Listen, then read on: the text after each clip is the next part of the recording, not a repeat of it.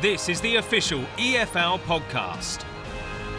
Hello again and welcome to the official EFL podcast, previewing and reviewing the best of the match action across the EFL and its competitions. On this edition of the show, it's all about the Sky Bet playoff finals. We'll be previewing the season's climax at Wembley with Sky Sports pundits Andy Hinchcliffe and Don Goodman. First though, we're speaking to one famous Villa fan who's going to the final itself. That man is Editor's bass guitarist Russell Leetch, who joins us on the line now. Russ, big month for you, new album out and Villa in the playoff final. How are you feeling? Nervous. Well, you know, we made the semi-final, and that was a nervy affair. Obviously, going a goal down at Villa Park, and then we had a good second half, and then obviously going to the Hawthorns and different. You know, it was attack versus defence, wasn't it? Really. So yeah, it was still didn't make it easy watching. Just tell us, you know, first of all, for those who aren't aware, how you began supporting Villa, rather. Yeah, from an early age, my godmother was Villa. She's been a season ticket holder since I think 1970 or something like that. So yeah, every birthday, every Christmas, it was just Villa goodies. It was you're supporting this team, and from then on, you know, when you're at school, obviously from the Midlands, I was just a Villa boy. Just tell us as well, what were your best memories during that time when your childhood supporting Villa, you know, I'm guessing in the 90s and early 2000s. Yeah, exactly. Well, early 90s, especially in 90s, you know, we were always up at the top, really, competitive, you know, for challenging for titles, really, and then obviously League Cup, and then even, you know, there have always been a big Midlands club, and it's only been in recent years there's been a big demise. Obviously, once modern football got involved and there's lots of money thrown about, if you're not going to spend your money, then it's you lead to problems, aren't you? Yeah, just go through your best memories of the club. Of course, you just mentioned there, you know, so many ups and downs over the years. Yeah, so I was too young when we actually won the league, the European Cup. That was the year I was born, so I don't remember that. And then, yeah, I think that, you know, from the early start, my first game was in 1991, and I remember David Platt scoring an overhead free kick. We beat Tottenham 3-2, and that team had Gary Lineker and Paul Gascoigne. I don't think he played there; he was on the bench. And I just remember that so vividly. I think you always remember your first game, don't you? Stepping out and seeing a football pitch surrounded by people. That's always going to last in your memory. And then from there, yeah, obviously the League Cup, we won that. We went to Wembley a couple of times for the FA Cup, always lost. Man U usually, and Chelsea. And then, yeah, recent years it's been a bit of a struggle being a Villa fan. But you know, I've enjoyed it, and I've actually really enjoyed being in the Championship as well. It's nice to actually win some games, and we've turned it around and we're playing some good football now. Yeah, in a way, just going through the ups and downs, does that really make it as a supporter for you, knowing the fact that, you know, that it's so unpredictable being a fan when it's like that? Exactly, yeah, it's more of a journey. It's more fun.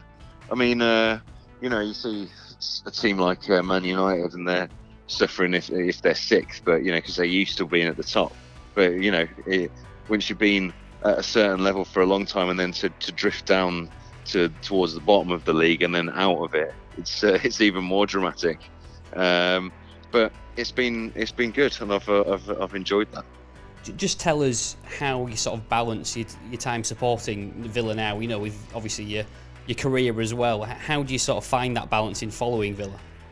It's quite fun. I mean, we all the band like watching football, so our shows tend to be, if we're playing over a weekend, or even it's in the week, we'll have the football on, and it's quite nice on a Saturday if you've got a gig that evening.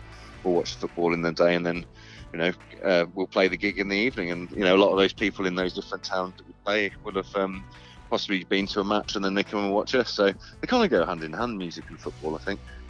Yeah, and this season, it's been an exciting time to support Villa, you know, from both sides, really, from the neutrals' perspective as well, in terms of how exciting some of the matches are. You know, you had the 5-5 with Nottingham Forest, you had the comeback against, when you're 3-0 down against Sheffield United, the loss against Leeds when you were 2-0 up and you lost 3 2 in the last minute. I was at that one. Yeah. We at that one. I mean, what are the, what is the abiding feeling of this season? It has been exciting, hasn't it? Yeah, I mean, we've scored goals, but we've let a lot in as well, which I'm feeling like this Championship playoff final could be a bit like. So I was.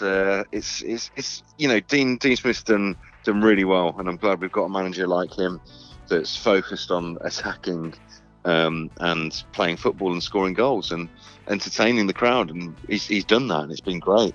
And I think the last couple of months with our playoff push, it's definitely been down to that, Tyrone Mings coming in, cementing his place, and Twanzebe coming back, who's a great central defender, and I think we'll most probably lose him next year to Man U. Yeah, I mean, you've touched on it there as well, in terms of the brand of football. But how, as a supporter, how appreciative are you when you've got a manager like Dean Smith who has that, brand of football which is so exciting? Oh, exactly. It's you go to be entertained to a football match, don't you? So you don't go there to watch a team, nick a goal and defend for the rest of the time. It's not enjoyable, and especially when you've got creative players, you want them to create and to play nice football. And of course, you're going to the match this weekend, the playoff final. What is the feeling like? I mean, it must be unbearable in terms of the tension, obviously with last year's experience, of course. I didn't go last year. I knew we'd lose. I just had a very bad feeling about it. This year, my feeling's slightly better.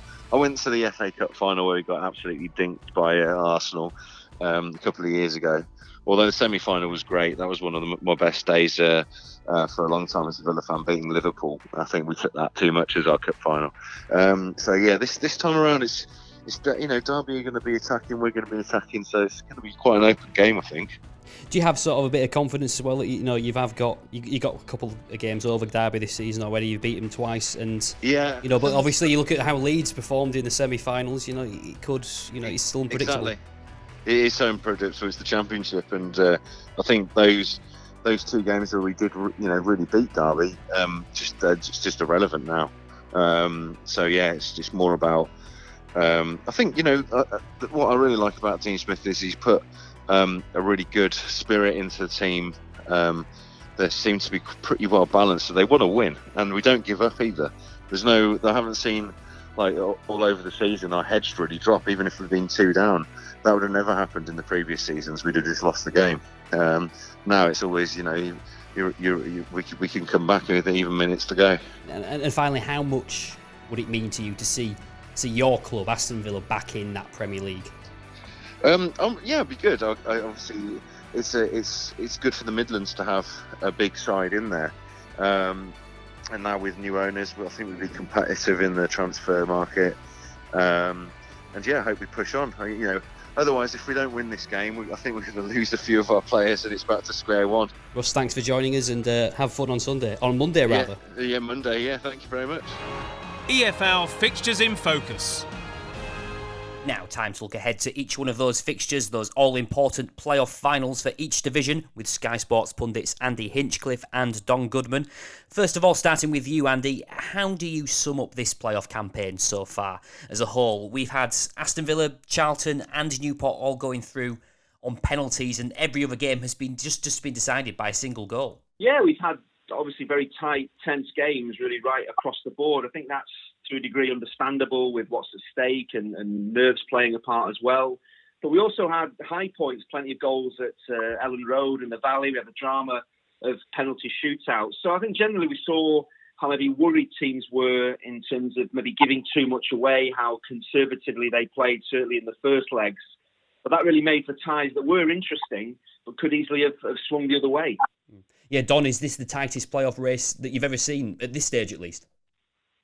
Well, I'd say collectively across the board, they have been. Even, when you thought one team had an advantage or was going to be in the ascendancy, and the remarkable continuation of what's been happening in football over the last few weeks, you were proved to be wrong, particularly with, Doncaster and with Derby County. I thought they were particularly, results that I don't think anybody could have predicted after the first leg.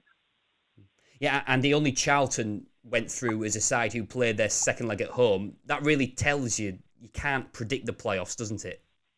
Well, that's what was really interesting. It's not what you'd have expected from the way that the ties were lined up. I just wonder whether the playoff dynamics now are changing. Home advantage is clearly not what it used to be. There's more pressure maybe on those home sides because they finished in higher league positions. They're at home, of course, in the second leg.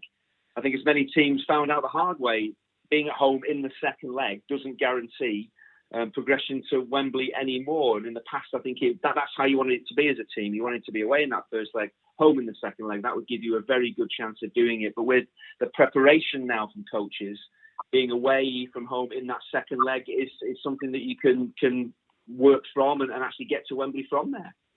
Yeah, Don, which result out of, there were so many, surprising results in a way, but which one surprised you the most?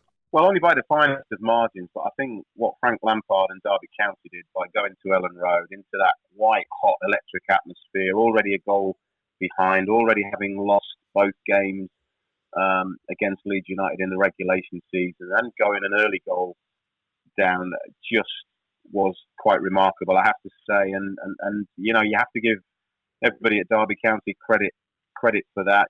Frank Lampard and his staff, they tweaked the system in order to pose Leeds United a different kind of problem, get a little bit closer to them.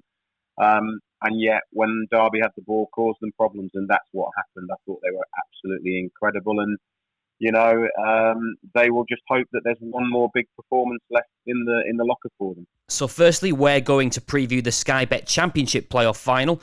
Here's a reminder of how both teams booked their place at Wembley in the semi-finals.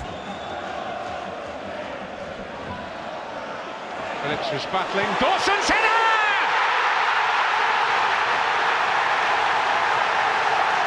The goal they craved has arrived! It was like a goal in slow motion, but it's just credit to Craig Dawson. The desire to get to the ball first. There's not an awful lot of pace on it, so he's got to generate the pace and the accuracy. It's all about the desire of Craig Dawson to get to that ball. It is game on now. Murphy! Oh, and Rodriguez was there. Well, Jed Steer is the most relieved man here because he laid it on a plate for Murphy.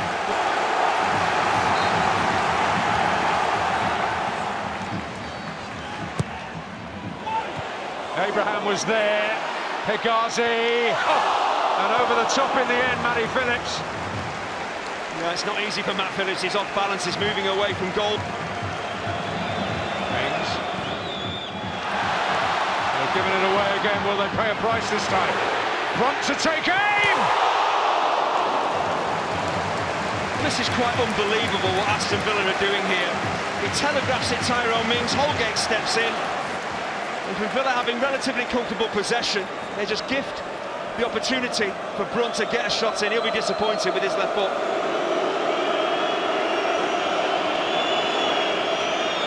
Taylor well forward. Grealish again. Arahan. El Ghazi will strike it! And Johnston might not have seen that as early as he would have liked. Down well. Abraham. Wrestled off it by Hegazi. And the second time the Egyptian comes out with it, but his pocket's picked. Oh, Brunt's got to go, has he? Well, McGinn's certainly unhappy with the challenge. Brunt took an almighty risk. Well, this will be unbelievable if he stays on the pitch. He does go, and as in the first leg, West Bromwich Albion are reduced to 10 men. Ghazi outside it, into Abraham. Taylor. Abraham. Adoma! Oh, stunning save by Johnston. Quite incredible in terms of reaction from Sam Johnston. Not an awful lot to do, but when there was a save to make, this is incredible. The power of the strike from Adoma. That might see them through, indeed. It does see them through, and the former Villa goalkeeper produced a quite magnificent save to help guide West Bromwich Albion through to extra time. Grealish again. Every West Bromwich Albion player between him and the goal when he picked it up. Well, he wants handball now, he's not going to get it. Ball gets flipped forward by Jack Grealish. The referee, I think, is looking through. Jonathan Lico can't see the ball strike the arm of Dawson, but Dawson's reaction tells you he probably knows he's probably got away with one.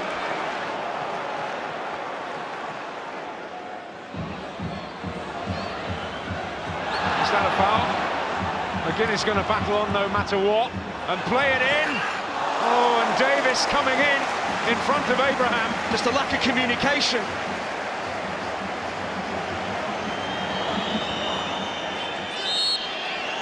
Well, it's a heroic effort. West Bromwich Albion have seen it through. So long with 10 men. So long they held firm. And now it is all down to that nervous duel from the penalty spot. So Holgate against Steer. Oh, and Villa off to the perfect start.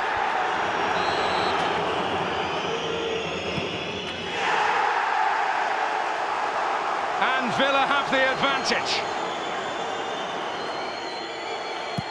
Oh, Steer again! It's turning into his night. They're not far away already. Beautifully stuck away. Johnston shuffling. Oh, and Adoma succumbs to the pressure. Has to score, and does emphatically. Destiny at Tammy Abraham's feet.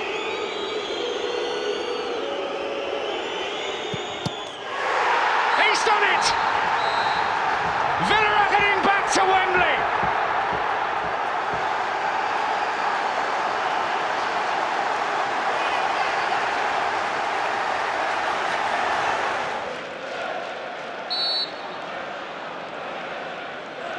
And Dallas has just peeled around the back here. Cooper trying to get there. Oh, and Dallas pounces! It's a wonderful ball played in. I don't quite think Cooper touches it.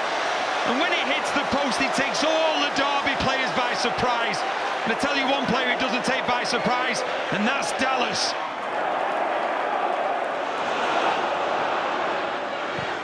Click deflection! And Derby survive just. And how many times have we seen Click hit the target from outside the 18-yard box? I believe that Roche may have had it covered until it took the deflection off Keogh. Here he is again, Shackleton. Bamford. Look.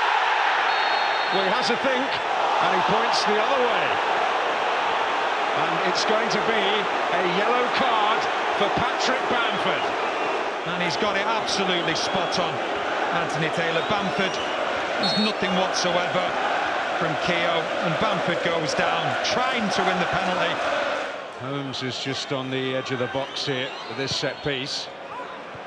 Bamford's header, Bennett guides it back in against the frame of the goal. He gets up really well above Phillips, but then the post comes to Leeds United rescue, as it's come to Derby's rescue already in this half.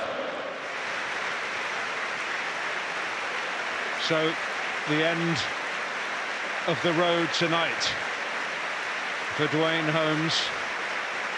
And on comes Jack Marriott. We'll see how that changes things. I think what we'll see, still going to be a diamond, but now what you've got up front is Bennett and Marriott, and Lawrence just going to that number 10 position now. Oh, and a mistake, and it must be Marriott! What an impact! But on a plate for him in the end. Extraordinary! Well, first touches don't get any better than that, and it's a complete misunderstanding between Casilla and Cooper. Here's Richard Keogh. Finds the pass here for Wilson. It's great football. Mason Mount here for Derby. Scores! Astonishing stuff! You see Wilson, he's aware of where Mount is. You think he's just lost it. Even when he loses his balance, he still has the presence of mind to scoop it over Casilla, who goes down to the ground. And what a start to the second half for Derby. Bogle, Bennett. Mount wanted it, but here's Lawrence. Oh, definite pull by Cooper on Bennett. It is a penalty to Derby. He pleads his innocence, but he will know deep down that this was risky, and it could end in a penalty, and it's ended in a penalty. Great responsibility on young shoulders again.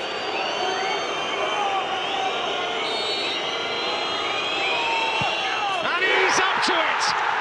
How the tide has turned here. That is an incredible penalty under such pressure. Sends Casilla the wrong way.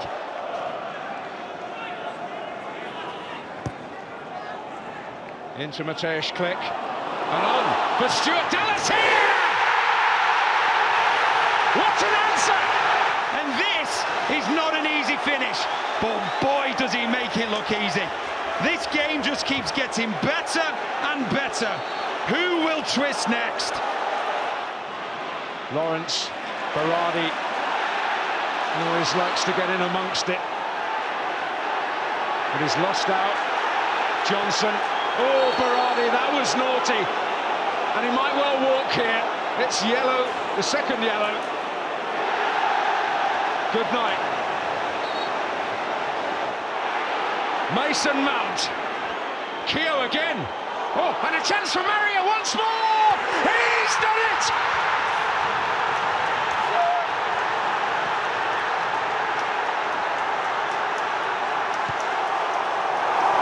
What a substitution that has proved to be! And the Wembley arch in sight now for Derby! And legendary nights. Hernandez might get it back. It is a free kick. Well, Scott Malone is going to receive his second yellow, and it's 10 against 10. That's the reason why.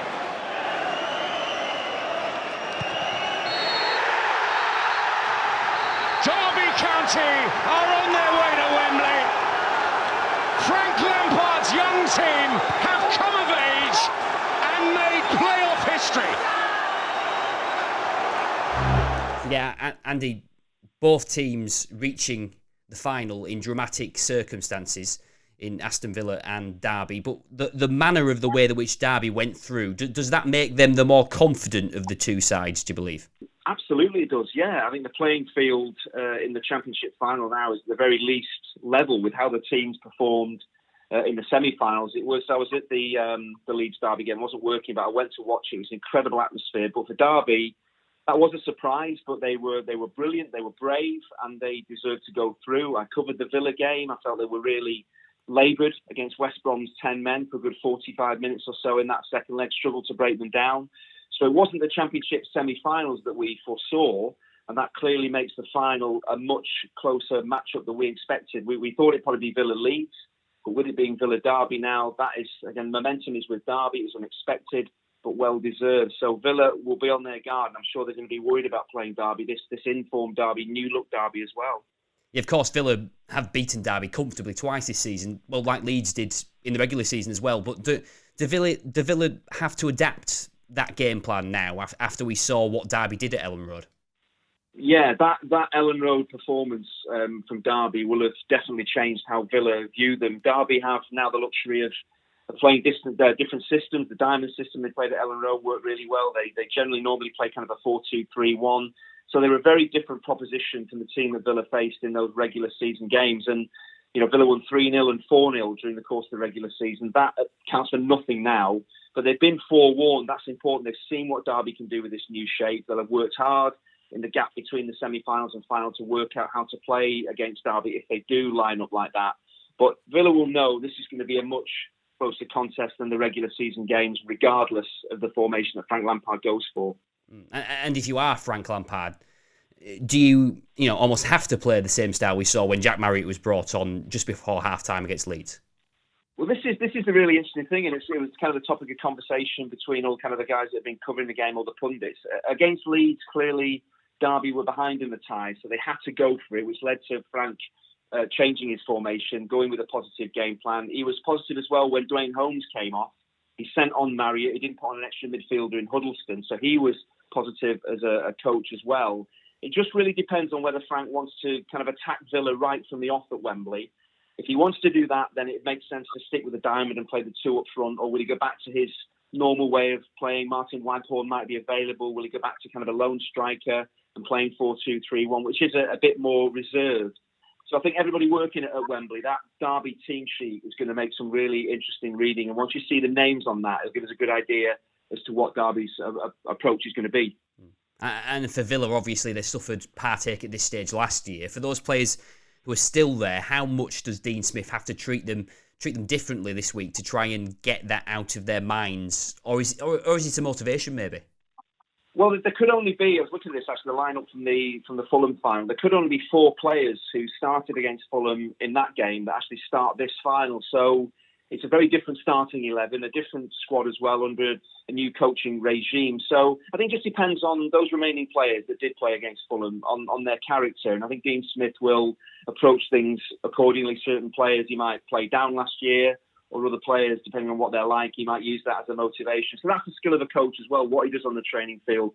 But man management, we know how important it is in the modern game, and Dean is a master of that. So those players that did play last season, Dean, I'm sure will talk to them, find out their experiences, because he's not been a coach in this position before, so he can learn from them as well, and then use kind of whether it is a motivation or just not ignoring, but just playing down. This is a very different set of circumstances, different team they're up against, different Villa squad as well. So he'll take it all into consideration and act accordingly. And looking at the stats previously in the Championship playoff final, 14 of the last 15 occasions we've seen the team who scores first go on to win it. The only time what was the penalty shootout between Reading and Huddersfield, which was ended in a 0-0. With the way we've seen these two sides play this season, though, both have produced dramatic comebacks. Does that stat really go out of the window, do you believe? We all love a stat in these playoff finals, don't we? That Championship one is a big one. But I've covered many of the games, and it is such a unique occasion. It's so pressurised. We might not see either team actually reproduce what we saw from them in the regular season, or we've seen from them recently. But if both teams can settle and play their usual game, I'm expecting a few goals. I'm hoping for that.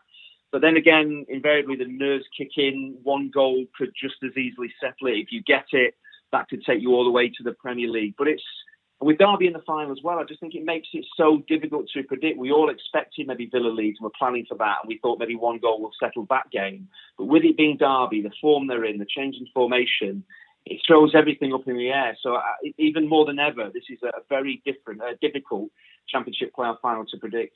And of course, it's two up-and-coming English managers, like we've touched on earlier, coming up against each other.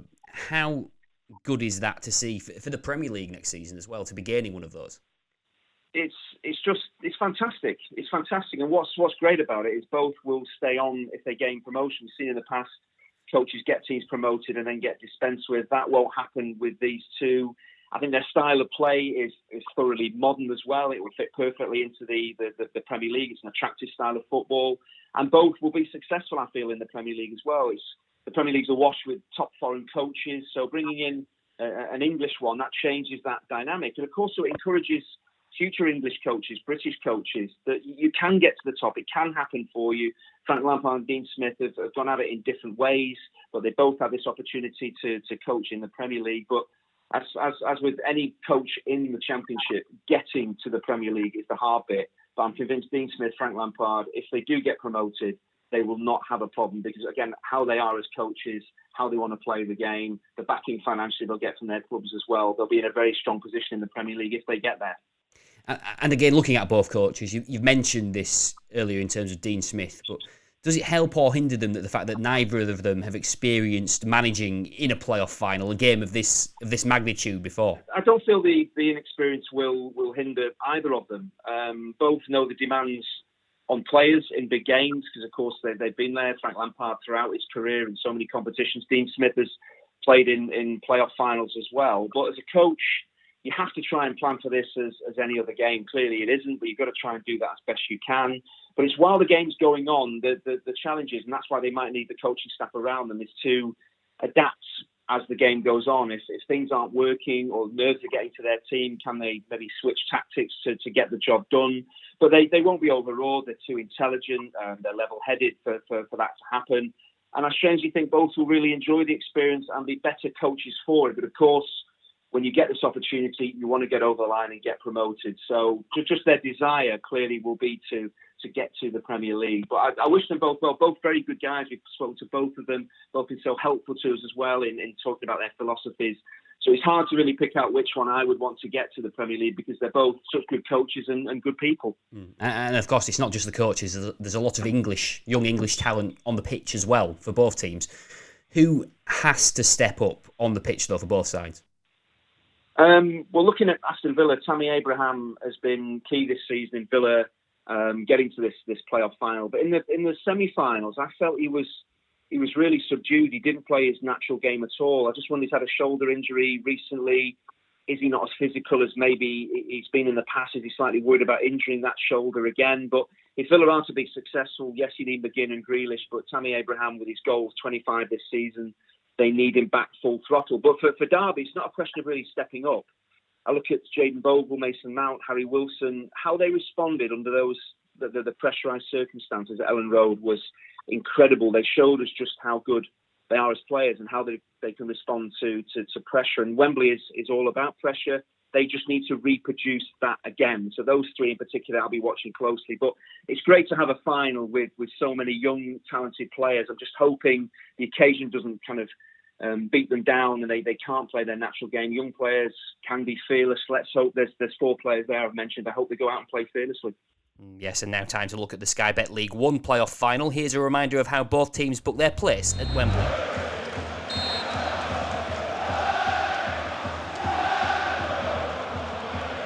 Cullen comebacks to take it. Excellent work on the ball.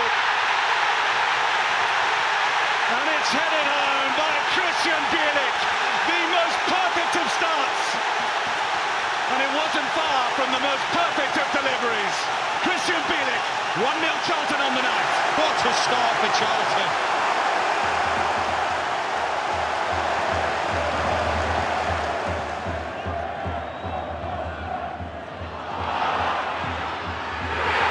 Oh, what a strike that is. Tommy Rowe, the captain, leading the fight and leading Doncaster back into this tie.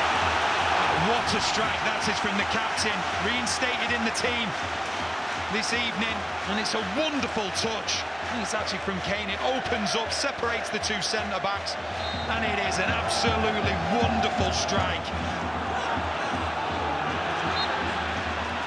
And Gavin Ward's a referee. He's given a free kick.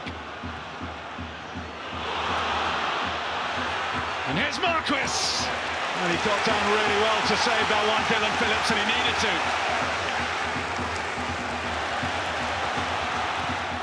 Parker spotting the chance to feed Taylor.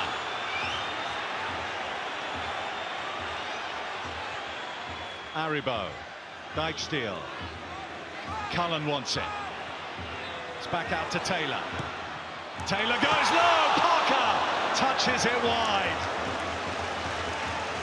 I just thought that was going to be the moment that Parker got his first goal.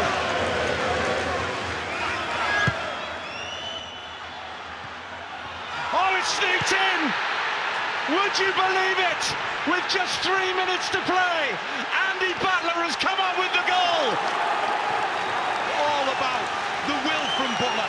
He wants it more than Bauer. He gets up, he heads it down, and he directs it wonderfully well into the back of the net.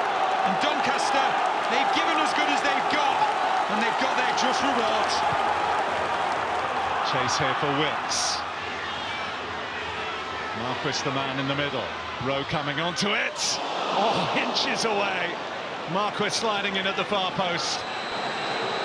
Well, against the odds, Doncaster have kept this one alive, very much alive. It was Andy Butler's header 3 minutes from time that takes us to extra time.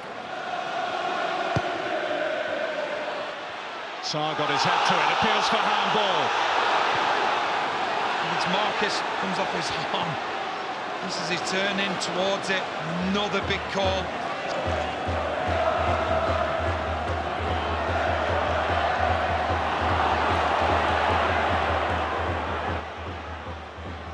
has found the pass there for Alfie May, with fresh legs to seal forward and feed Wilkes.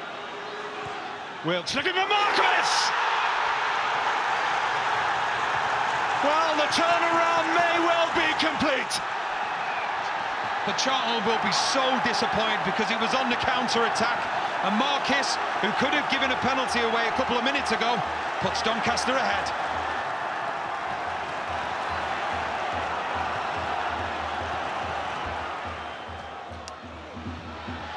Taylor. Oh, a fumble!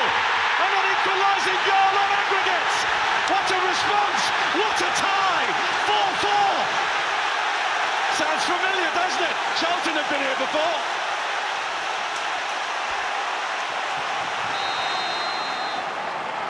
A rumbustious roller coaster of a playoff semi-final. A joy to behold. Both sides giving absolutely everything, and the only thing that will be able to divide Charlton Athletic and Doncaster Rovers are penalty kicks.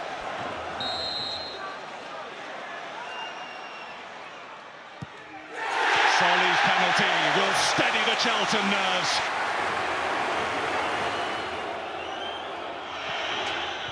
And he makes no mistake at all. No one has blinked yet. No one has missed a step yet. Marquis, he has now! If he scores, then it's Sunderland against Charlton at Wembley in the League One playoff final. If he misses, there's a Doncaster lifeline. Sarr sees it saved. Rose penalty. Well, would you believe that? The captain at the crucial moment slices it wide, and it is Charlton's night after all. Where's George Honeyman, the Sunderland captain, the Sunderland fan? Forward by Catamall, and here's Chris Maguire against his old club. Runs into Thompson, Lampards on the first test for McGillivray.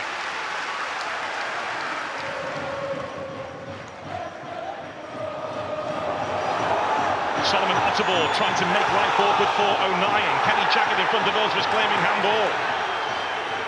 O'Nien then hits the deck, and the referee was happy with everything he saw.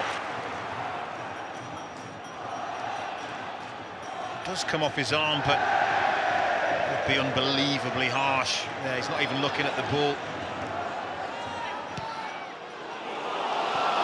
Maguire giving chase to it. McGillivray just hesitated. He's out the picture now. Maguire slipped, and Burgess takes care of business. Yeah, look at that for an intelligent run. He's onside. He's in behind. Does the first bit, which might have been the hard bit, and then he falls over. My goodness me, what a let-off that is for Portsmouth. Just can't keep his footing. Now it's Brown. Hawkins, the inevitable target. Gareth Evans, stopped by McLaughlin. Brilliant save from the Sunderland keeper. He had to make himself big, and he did. Ollie Hawkins is winning all the aerial duels now. He arrives perfectly, and he simply has got to score. Credit McLaughlin, he makes himself big. He may be busy again here, and he was. And again he came up with the answer. Clark heads this down, maybe two down. So it bounces into the ground and over. The goal kick has been given. It doesn't look like McLaughlin has got a touch. In fact, it just touched off the top of the crossbar. Brown linking up with Gareth Evans. Evans continuing his run, likewise Lee Brown. Brown's cross, Hawkins closing in! McLaughlin's there for Sunderland again. He soars above the defender. I mean, it's brilliant interplay down that left. Once he gets up, for me, must go into the corner, straight at McLaughlin, who you would expect to make that save. Jamal Lowe, he's shaking off Oviedo. Pittman's in the middle. Flanagan defending that near post. Pittman, chance at the far post is kept out. It was Vaughan who was there for Portsmouth, but unable to find a way through. In by Brown, Pittman was arriving and taken away from him, but he's committed the foul. All the big moments are coming from crosses, aren't they? Not that one, but Pittman hooks this back. Vaughan at the far post. The angle's against James Vaughan, to be fair. Hits the target. They recycle the ball, and it's brilliant defending, brave defending, and that's what it's going to take for the last embers of this game. Gareth Evans with that free kick. It whistles over the head of Vaughan. The referee being asked a question by 3-4 Portsmouth players. Corner is the outcome. He's at the far post there, look. Ozturk, who's got history, hasn't he? Doesn't look at the ball, grabs the man. Again, dangerous game to play.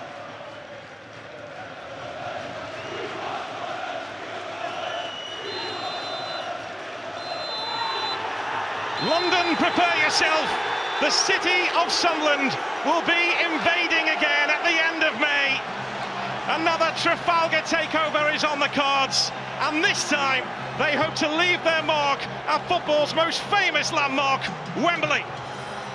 Don, now looking at the League One playoff final, you've mentioned it a lot on this podcast before with the strength of the sides at the top of League One. So, how well have Charlton and Sunderland done just to even get to this final, based on the strength of the league?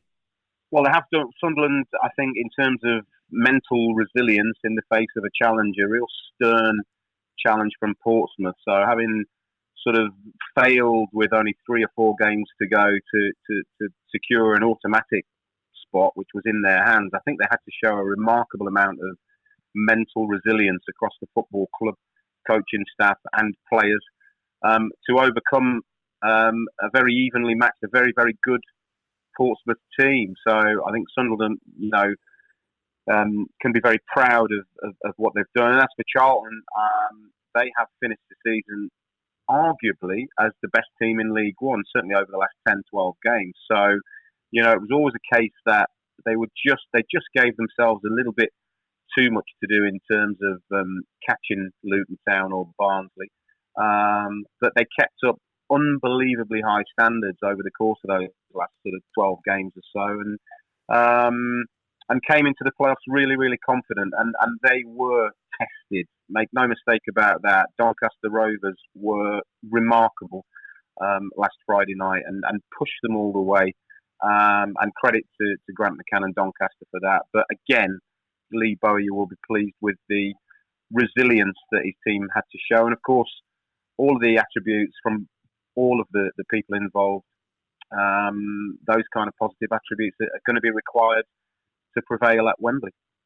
Again, but you've touched on it there. Obviously, we weren't expecting Charlton to lose it in normal time to Doncaster. Will that result affect them after the incredible run they were on? Could they be running out of steam, maybe?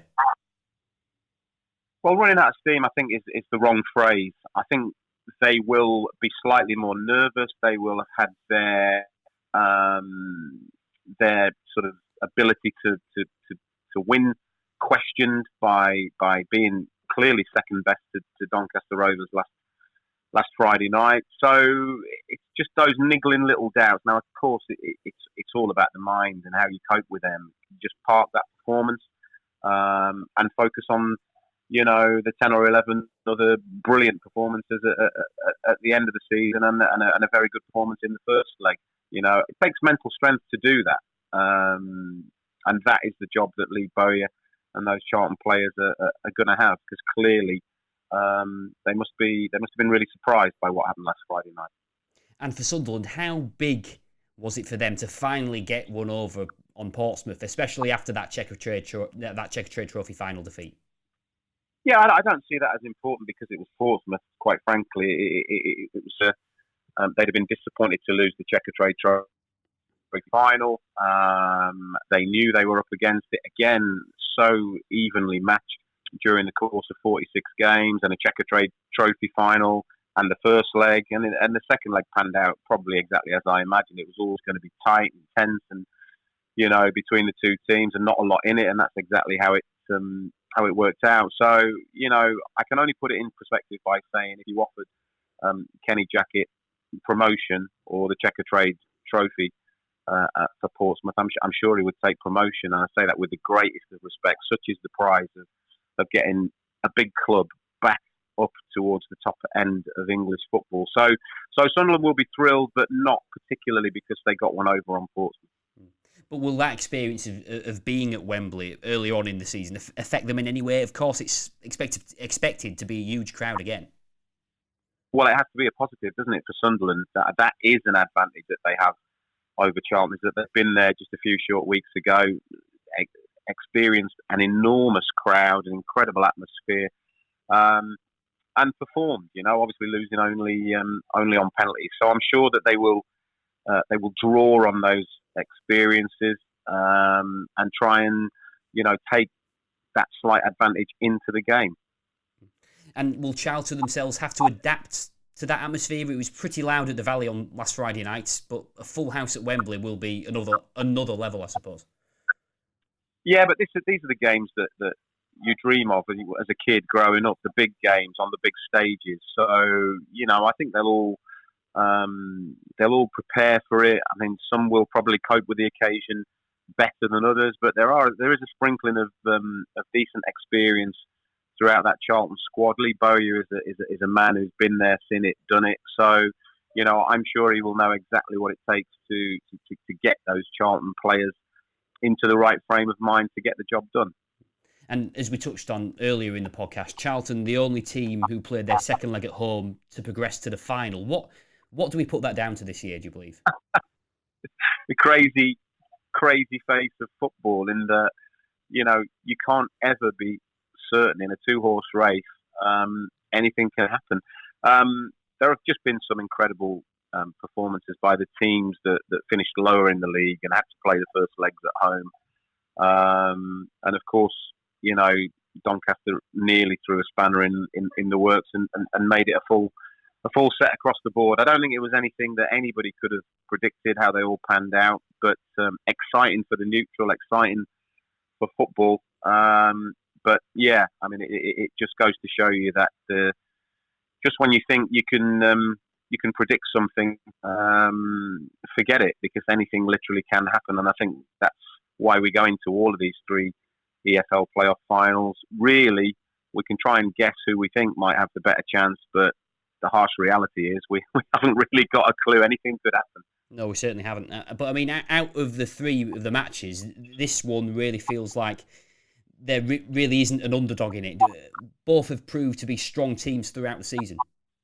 Yeah, well, if you look at the league table and you look at the fact that Sunderland have scored slightly more goals, but Charlton had a slightly better defence. They've both finished with the same goal difference, plus 33. That kind of is an indicator of how little there is between these two teams. And for me, it simply is going to be a case of who can cope with the occasion, who can impose themselves best upon the opposition. And actually, as we've seen throughout the playoff games, when big chances come your way, you have to take them. And it's who is going to be more clinical in front of goal and take those opportunities. And, we've got three wonderful finals to look forward to, but three very, very difficult finals to call. And in this one, how will both sides have to adapt their tactics based on what we saw from Doncaster at the Valley? I mean, Sunderland could maybe draw a lot from that performance from Grant McCann's men. Well, we are in an age now where you have an army of analysts, even at this level, or even these two clubs, big clubs in League One. They will have an army of analysts, and they will have gone through each other's games, each other's styles, each other's players' strengths and weaknesses with an absolute fine-tooth comb. They will also have particularly focused on the two games that they played against each other, and the good things from those games and the bad things, and laying down tactics, of course, is vital, vitally important, and could be the difference as we've seen throughout the playoffs so far this season. That little tweaks and changes from coaches have made a fundamental difference to the outcomes of games. So, they are, like I say, they are two teams that are very, very evenly matched, and I expect it. Obviously, cast your mind back to the last time these two played in a playoff final, and it gave us one of the greatest, if not the greatest, playoff final in the history of football. 4-4 at Wembley, and penalties, and so tight is it between these two teams that it really wouldn't surprise me if it went all the way. And looking at the individuals in those teams, the likes of Lyle Taylor and Aidan McGeady, they really have to step up for the occasion, don't they, on this one? Like we saw with Aidan McGeady, obviously on the losing side in that Checkatrade Trophy final, but he really did step up, scoring 2 goals in that match. Yeah, I mean, in those two in particular, you've got players coming from different directions, haven't you? Really, Lyle Taylor is forging his way, carving out a real reputation for himself throughout the lower leagues. Scoring goals and wanting to progress and play at the highest level. And in Aidan McGee, you've got somebody that has operated at a higher level and really does not belong in League One. And what you've got to say is, big occasions require big players to produce. And whilst there are big players other than those two on each team, there's no question it's not ever going to be a one-man final. But if those two can be at the top of their game for their respective clubs, then they will give their teams a wonderful opportunity of being championship teams next season. Yes, and 2 teams will be hoping to compete against the loser of that match at Wembley are Newport County and Tranmere Rovers. Their match in the Sky Bet League 2 playoff final takes place on Saturday. Here's a reminder of how both of those sides book their place at Wembley. Someone's dream is about to come true. For others, their worst nightmare is about to happen, and we have got ringside seats.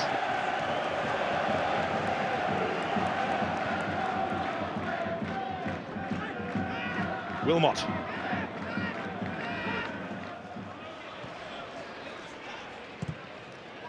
Butler's cross, Sheehan! How's he missed that? How big a moment will that be in this tie? A huge chance for Josh Sheehan, who can't quite believe it. Great build-up play, Ammon getting in behind. What a ball this is from Butler. First time. Once again they have Mickey Dimitriou, who has stepped forward here to launch this throw-in. Jamil Matt waiting at that near post. And it was Labadie! Labadie again! And Logan manages to pounce. Another nearly moment for Newport County. You just feel so many chances have gone begging for Newport. Again, the long throws causing all sorts of problems. Labadie does well, gets his body in front of Pearce.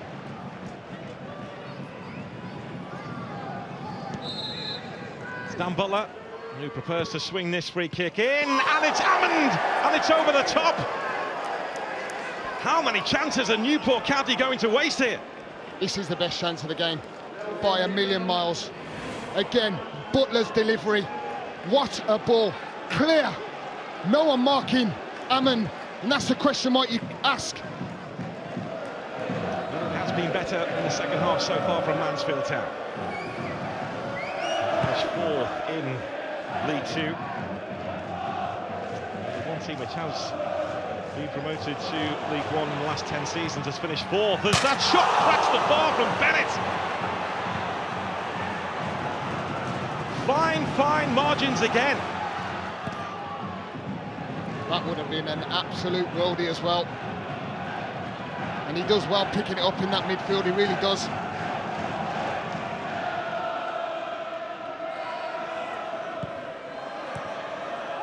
Away by Danny Rose. Regan Poole. It's Sheehan. It's Sheehan! Conrad Logan, the immovable object. How is this still 0-0? That is a first-class save. McDonald. CJ Hamilton. There's Tyler Walker. It's Walker who pulls the shot wide. That could have won it for Mansfield Town. Oh, and I thought that was the moment. Dave Flitcroft got his hands in his head. That is a massive chance at such a late time in this game. That's it for the 90 minutes. That's it for the 2 legs. Mansfield Town and Newport County cannot be separated.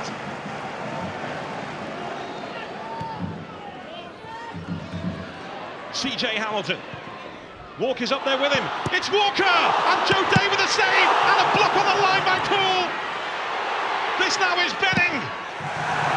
Somehow Newport County have survived! Incredible! Oh my word! Great ball in from CJ Hamilton, good ball down the line, and I'm thinking it's goal. A game with so many chances, but with so many misses. And Mansfield Town and Newport County cannot be separated. This is going right to the wire. This is going to penalties.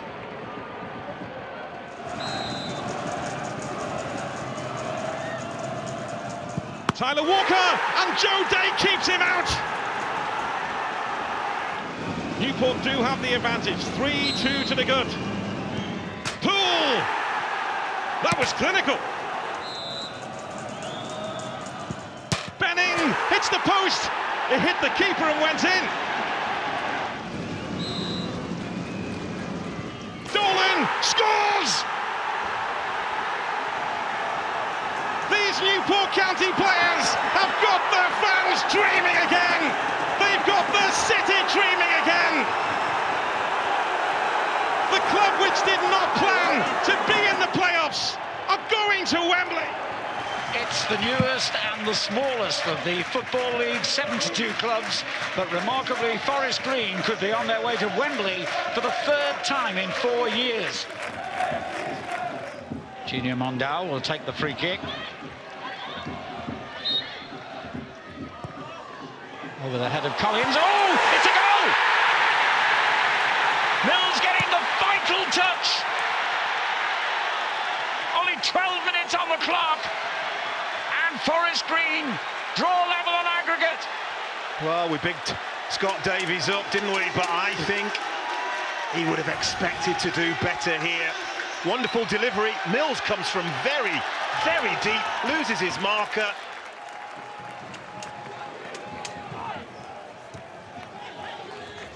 The layoff by Harris finds Perkins.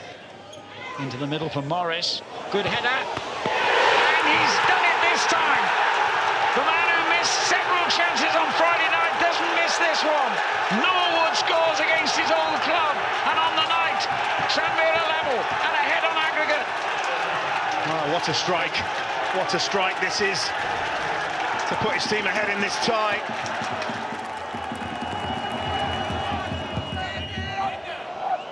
Cross much too deep, but it'll be kept in play by Mills. That's better. The right back's crossing it and the left back is retrieving it, and that's where those full-backs need to start operating. Winchester with the effort. Oh, worth a go. It's kind of a cross shot. Cleared by Perkins. Norwood will chase and gets the better of McGinley. And he's got support as well in the middle here from Jennings. He's brought down. That's got to be a card. It is.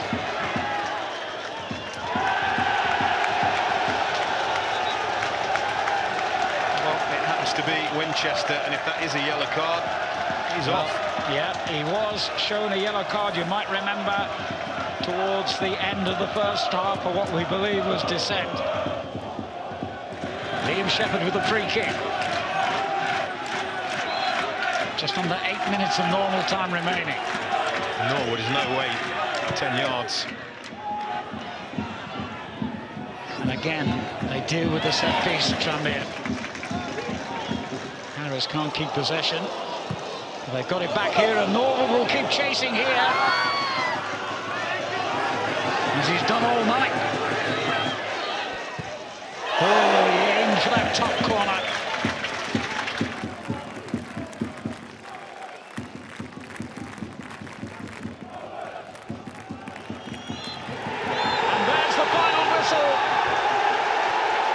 Congratulations to Tranmere Rovers, who will face Newport County in the League Two playoff final on May the 25th, with a chance of winning back-to-back promotions just 2 years after suffering the heartache of back-to-back relegations. And Forest Green's dream of a third trip to Wembley in 4 years is over. And Andy, now looking at this League Two playoff final, both Newport and Tranmere won't be used to playing on pitches as big as this one. How much of a test will that be for them, as well as the occasion itself? Well, coping with the occasion is always the main problem that teams have. The noise, the size of Wembley Stadium, it can be bewildering for players at any level. But with the pitch, well, the coaches may have tried to replicate it in training, or they may not worry too much about it at all. But watching the semi-finals, I think Tranmere may be more likely to use the width of the pitch to try and stretch the game. So the size of the pitch might be more of a challenge for Newport rather than for Tranmere. And Don, to get to this stage for Newport after a late season surge that they've had, how much momentum is with them now going into this game? Well, they overcame in their playoff semi-final a team that just narrowly missed out, and probably on reflection will kick themselves about the fact that they didn't get automatically promoted. So best of the rest, if you like. And they overcame them in a tight, tense occasion, and they held their nerve and they applied themselves very, very well. So that momentum, that stretches actually the unbeaten run a couple of games even further. So they will have confidence in the knowledge that they have proved towards the end of the season, over the last 12, 14, 15 games, that they are a very, very difficult team to beat. And that gives you a solid foundation, doesn't it? It gives you an inner self-belief about your ability to not lose games of football. Now, can they take it one stage further? They've had a few draws in those games as well, but can they take it one step further? That will be the challenge laid down by their coach. And Andy, Tranmere have the experience in playing in the third playoff final in succession. How will they value that experience going into another match at Wembley? It's absolutely everything. I think having maybe one previous final will help you. You know what's coming, but having had two, well, this is like a Tranmere home game in many ways. But I think the knowledge of how the day pans out, how the games go, the pressures involved, it's all so helpful. It means, of course, there's no real surprises because you've been there before, and it limits what can knock you off track, and you can fully concentrate on the football. And that is what you're there for. But with everything that happens on the day, it can be a bit of a whirlwind. So for Tranmere, for three consecutive finals, that has to benefit them. Clearly, it has to, because they've seen it all before. And Don, we've seen before the impact that James Norwood has had for Tranmere this season. How much will Newport have to nullify his threat if they are to win promotion? Obviously, they themselves finished the season with an even goal difference, so they're a slightly leaky defence there. Well, you say that, but they improved dramatically. Their defending was one of the reasons that they ended up actually gate crashing, for want of a better expression, the playoffs, was that they tightened up defensively. And Joe Day, actually, the Newport County goalkeeper, actually won League Two Player of the Month. Loads and loads of clean sheets and barely conceded a goal. So I don't think you can focus on that overall defensive record, because I think that would be slightly misleading. You only have to look at how difficult Mansfield found it to breach that Newport defence. So, however, Tranmere have the League Two outstanding player, don't they, in James Norwood. I have to say, I was so impressed with him in the two legs against Forest Green Rovers. I spoke earlier in the podcast about big players needing to produce on the big stage, and he certainly lived up to that billing in both the first leg, where he was disappointed not to get on the score sheet. He uncharacteristically missed one or two opportunities, but he more than made up for that with his finish in the second leg, and his overall general performance. So if Newport County are going to progress, are going to get promoted, then Mike Flynn will definitely try and have a plan in how to contain James Norwood. And Andy, with these teams so evenly matched, finishing 6th and 7th, is it simply a must for both managers to prepare their side for extra time and maybe penalties? Yeah, it has to be that way. You look at these teams, they're both very fit, they're both disciplined, they're both focused, in many ways designed to go the distance, which is what you need at Wembley. And the coaches will have planned for extra time, they'll have practiced penalties, but they are so closely matched that I can foresee only really two scenarios. One goal wins it, or we go all the way to penalties. And I feel by the latter is most likely, because as I've mentioned there, kind of the way the two sides, the attributes that both sides have, they're so similar. There's goal scorers in their team. They're both physical as well. But Tranmere might just edge it. We talked about, again, they've been to Wembley so many times. That could be the deciding factor. And Don, we've seen Newport obviously step up to the plate over recent seasons themselves with some FA Cup giant killings. Not that this would be as big an upset, but can they really use that experience? Going to channel it here again against Tranmere? Absolutely. They must draw on everything that they can. And those giant killings, if you like, those cup victories over teams playing at a higher level, you know, they prove that they can rise to the occasion. And I'm pretty sure that Mike Flynn will draw on those experiences. And, you know, as a coach, it is about convincing your players mentally that they can get the job done. Physically takes care of itself. Even if there has been a little bit of fatigue towards the end of the season, adrenaline will kick in, and you will definitely get through the physical challenges that lie ahead. But it is the emotional, it is the mental challenges, and coping with the pressure of the occasion, and drawing upon all the positives that you can. And certainly beating teams in cup competitions from a higher level is a huge positive, and I'm sure that is something that Mike Flynn will use. Yes, both sides having that big match experience, of course. And that's it from us this week ahead of the final games of the season, the playoff finals. It's time for players from all those sides involved to really step up, isn't it? Don, Andy, thank you very much for your time this week. That's it from us. Join us again next time when we'll have all the reaction from the Sky Bet playoffs. The official EFL podcast. The best reaction to all the match action. Available every week.